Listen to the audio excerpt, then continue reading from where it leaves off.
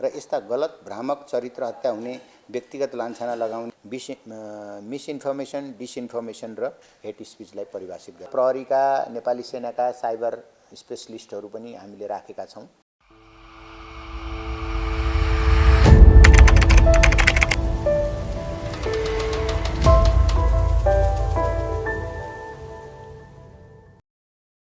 वैशाख 18 निर्वाचनमा सामाजिक सञ्जालको उपयोग सम्बन्धमा स्थानीय तह सदस्य निर्वाचन 2079 मा उम्मेदवारको मनोनयन गराउनुभएका उम्मेदवार तथा राजनीतिक दलप्रति लक्षित गरी मिथ्या सूचना, दुष्प्रचार, द्वेषपूर्ण अभिव्यक्ति सामाजिक सञ्जालमा पोस्ट भइरहेको र यस्ता गलत भ्रामक चरित्र हत्या हुने, व्यक्तिगत लान्छना लगाउने, मानहानि हुने वा यस्तै प्रकृतिका निर्वाचनलाई प्रत्यक्ष रूपमा प्रभाव पार्ने कुसामग्री सामाजिक सञ्जालमा पोस्ट हुँदा निर्वाचनको स्वच्छता, स्वतन्त्रता र गरिमामा समेत आँच पुग्न सक्ने भएकोले यस्ता प्रकृतिका कार्य कुनै पनि हालतमा नगराउन सबैमा आयोगले कडा चेतावनी दिन्छ। निर्वाचन आचार संहिता 2078 को परिच्छेद 2 अन्तर्गत सबैले पालना गर्नुपर्ने आचरणमा सामाजिक सञ्जालको प्रयोग र दफा 22 को ज मा भएको प्रावधान विपरीत गरिएका यस्ता गलत कार्य तत्काल बन्द गर्न सम्बन्धित सबैमा ध्यानाकर्षण गराउँदै आचार संहिता विपरीत सामाजिक सञ्जालको प्रयोग गरेको पाइएमा निर्वाचन आयोग ऐन 2073 को दफा 23, निर्वाचन कसूर तथा सजाय ऐन 2073 तथा प्रचलित कानुन बमोजिम कारबाही गरिने बेहोरा समेत जानकारी गराइन्छ। साथै निर्वाचन आयोगबाट स्वीकृत निर्वाचन व्यवस्थापनमा सामाजिक सञ्जाल उपयोग सम्बन्धी नीति 2077 को निर्वाचन सम्बन्धी सूचना भरपर्दो, मितव्ययी, गुणस्तरीय र पहुँचयोग्य बनाई सामाजिक सञ्जालको उपयोग र नियमनलाई प्रभावकारी बनाउने उद्देश्यको कार्यान्वयन गर्न आयोगबाट अध्याय बमोजिम निर्णय गरी कार्यान्वयन गरिएको छ।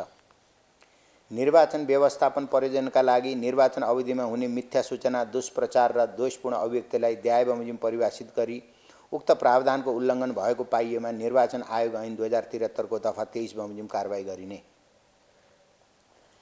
निर्वाचन सम्बन्धी कुनै कार्य गराउँदा कसैलाई हानि नोक्सानी पुर्याउने नियत राखी वा नराखी वा उक्त सूचना झुटो हो भन्ने बुझी वा नबुझी सम्प्रेषित गरिएको भ्रामक सूचना वा जानकारीलाई मिथ्या सूचना, मिसइन्फर्मेसन भनिन्छ।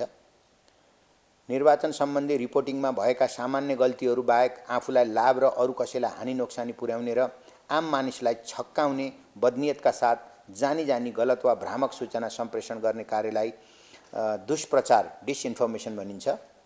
प्रत्यक्ष वा परोक्ष रूपमा जाति, राष्ट्रिय वा जातीय उत्पत्ति, धर्म, लैङ्गिकता, उमेर, अपाङ्गता वा अन्य अपरिवर्तनीय समूहलाई इङ्गित गर्दै असहिष्णुता वा घृणा फैलाउने वा हिंसालाई बढावा दिने किसिमका वचन, लिखत वा व्यवहारलाई द्वेषपूर्ण अभिव्यक्ति, हेट स्पिच भनिन्छ। यो तीनवटा शब्दलाई आयोगले परिभाषित गरेको हो। यो कतै पनि ऐन कानुनमा यसको स्पष्ट परिभाषा नभएको कारणले मिसइन्फर्मेसन, डिसइन्फर्मेसन र हेट स्पिचलाई परिभाषित गरेको छ।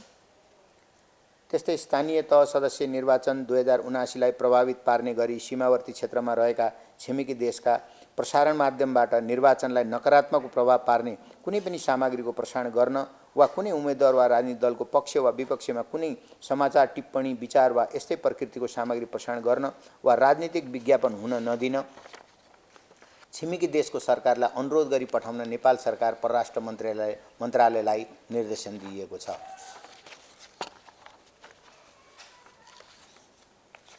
राजनीतिक दल र उम्मेदवारले निर्वाचन आचार संहिताको परिधिभित्र रही आफ्नो प्रचार प्रसार गर्न सामाजिक सञ्जाल खाताको प्रयोग गर्ने भएमा सो विवरण उम्मेदवारको अन्तिम सूची प्रकाशन भएको 24 घण्टाभित्र राजनीतिक दलको हकमा निर्वाचन आयोग र उम्मेदवारको हकमा सम्बन्धित निर्वाचन अधिकारीको कार्यालयमा आफ्नो सामाजिक सञ्जालका खाताको विवरण अनिवार्य रूपमा बुझाउन निर्देशन दिएको छ। आम सञ्चार माध्यमलाई मिथ्या सूचना, दुष्प्रचार र द्वेषपूर्ण अभिव्यक्तिमा संलग्न नहुन प्रेस काउन्सिल नेपाल र नेपाल पत्रकार महासङ्घबाट आवश्यक कदम चाल्न र यस्ता कार्यको प्रभावकारी रूपमा अनुगमन गराउने व्यवस्था गर्न प्रेस काउन्सिल नेपाल र नेपाल पत्रकार महासङ्घलाई निर्देशन दिएको छ।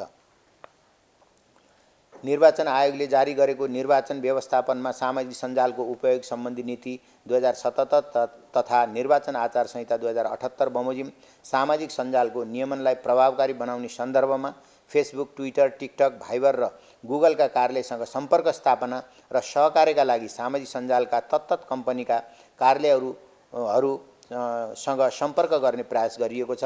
भारतको नयाँ दिल्ली, संयुक्त राज्य अमेरिकाको वाशिङटन डिसी र जनवादी गणतन्त्र चीनको बेजिङलाई अनुरोध गर्ने र उक्त मुलुक स्थित नेपाली दूतावासले आवश्यक सम्पर्क र सहकार्य स्थापना गर्न नेपाल सरकार परराष्ट्र मन्त्रालय मार्फत निर्देशन दिएको छ। निर्वाचन आचार संहिता 2078 मिथ्या सूचना, दुष्प्रचार र द्वेषपूर्ण अभिव्यक्तिलाई निषेध गरिएका प्रावधानहरूको बारेमा सामाजिक सञ्जालका कार्यालयहरूलाई ती देशमा रहेका नेपाली राजदूतावास मार्फत जानकारी गराइनेछ। मिथ्या सूचना, दुष्प्रचार र द्वेषपूर्ण अभिव्यक्ति दिने सामग्रीहरूको प्रचार प्रसार रोक्नका लागि इन्टरनेट सेवा प्रदायक, भ्यालु एडेड सर्भिस दिने भ्याड सेवा प्रदायक र केबल टेलिभिजन नेटवर्कलाई निर्देशन दिन सञ्चार तथा सूचना प्रविधि मन्त्रालय र नेपाल दूरसञ्चार प्राधिकरणलाई पत्राचार गरिएको छ।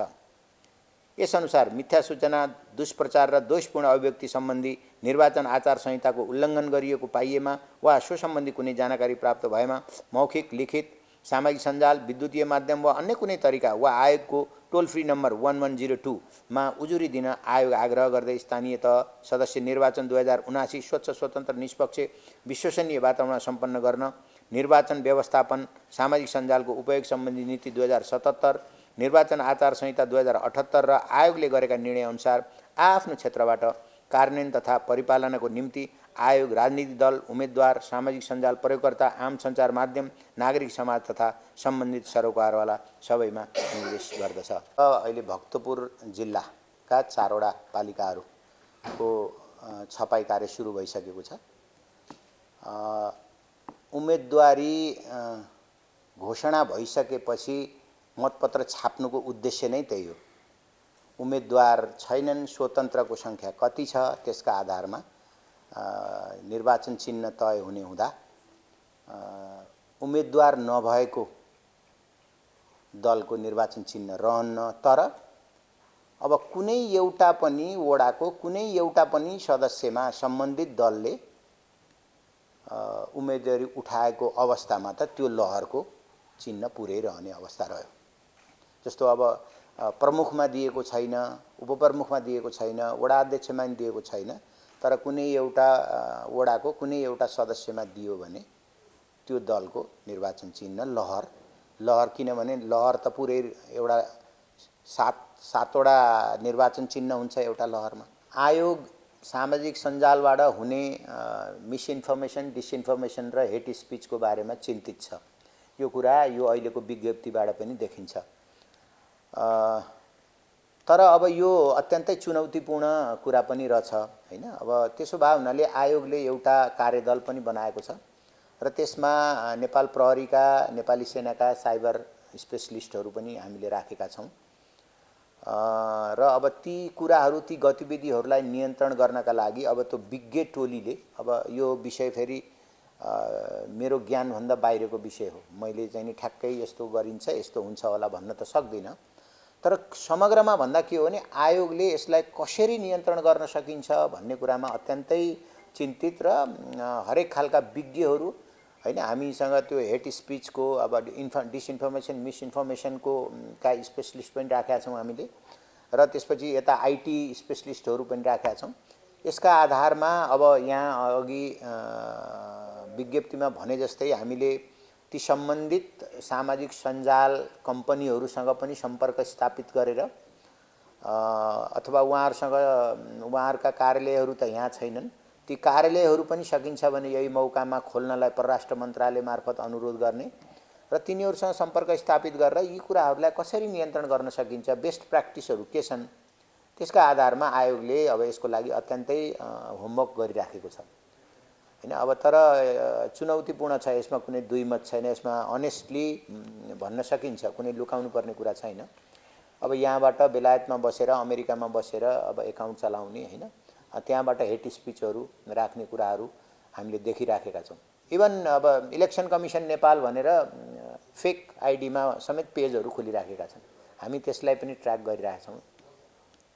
त्यसो भए हुनाले अब यसमा समग्रमा भन्दा आयोगले आफूले भ्याएसम्म विभिन्न चाहिँ विज्ञहरू राखेर यसलाई कन्ट्रोल गर्नलाई मेकानिजमहरू बनाइराखेको छ र आफ्ना प्रयासहरू गरिरहेको छ। आचार संहिता 2078 नै आकर्षित हुन्छ हैन, किनभने मिसइन्फर्मेसन, डिसइन्फर्मेसन, हेट स्पिच भनेको त आचार संहिता उल्लङ्घनकै विषय हो र निर्वाचन आचार संहिता मात्रै नभएर मिडिया आचार संहिता पनि हो।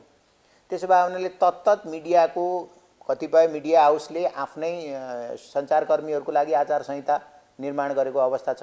त्यसपछि प्रेस काउन्सिलले बनाएको छ, त्यसपछि पत्रकार महासङ्घले बनाएको छ। त्यहाँबाट पनि उहाँहरूलाई चाहिँ नि यसको सचेत गराउने अथवा अवेर गराउने कुरा हुन्छ भने आयोगले एकातिर हाम्रो सामाजिक सञ्जाल नीति 2077 पनि छ, त्यसमा पनि केही कुराहरू बोलेको छ भने आचार संहिता 2078 अन्तर्गत पनि कारबाही हुन सक्ने अवस्था छ। त्यसपछि यता गएर निर्वाचन कसुर तथा सजाय पनि आकर्षित हुन सक्छ। त्यसो भए हुनाले अब यसलाई पहिल्याउने खोज्ने कुरा मूल कुरा हो। त्यो भयो भने कारबाही गर्नलाई त त्यस्तो अप्ठ्यारो केही छैन। यो यस्तो छ, अब मैले यहाँलाई भन्नुपर्दा हाम्रो हिजो अस्तिको तराईतिर र केही हिमाली जिल्लामा हावाहुरी बतास यो अत्याधिक भएको कारणले हामीसँग त्यो फिर्ताको डाटाहरू सबै आइसकेको छैन। अब पहिला केही पालिकाहरूको कुरा थियो भने पछि फिर्तापछि त्यो सेटल भएको, जस्तो अब हामीले स्वतन्त्र 10 वटा स्वतन्त्र चिन्ह छुट्याएकोमा 11 उम्मेदवार परेको थियो भने हिजो फिर्ता भएर त्यो मतपत्रले पुग्ने स्थिति पनि छ। त्यसो भए हुनाले अहिले ठ्याक्कै मैले भन्न सक्दिनँ। हामीलाई आज भरेसम्म अथवा भोलिसम्ममा त्यो सबै डाटा आयो भने त्यो होला। अब त्यति धेरै जाँदैन। पालिकाको कुरा गर्दाखेरि 8-10 वटा पालिकामा त्यस्तो हुनसक्छ। स्पेसल्ली हो मध्य प्रदेशकोमा चाहिँ त्यो समस्या देखिएको छ। तर केही छैन, यसलाई अब हामी बिहान हिँडेपछि बेलुका पुर्याउने ठाउँमा छौँ। पहाडी जिल्लामा हिमाली जिल्लामा यो समस्या देखिया छैन। अब मतपत्रहरू हामीले 22-23 गतेसम्म पुर्याउँदाखेरि पनि हामी कम्फर्टेबल्ली म्यानेज गर्न सक्छौँ। त्यसो भए हुनाले यसमा कुनै आयोगलाई अप्ठ्यारो छैन मतपत्र छापेर ती ठाउँहरूमा पुनः पुर्याउनका लागि।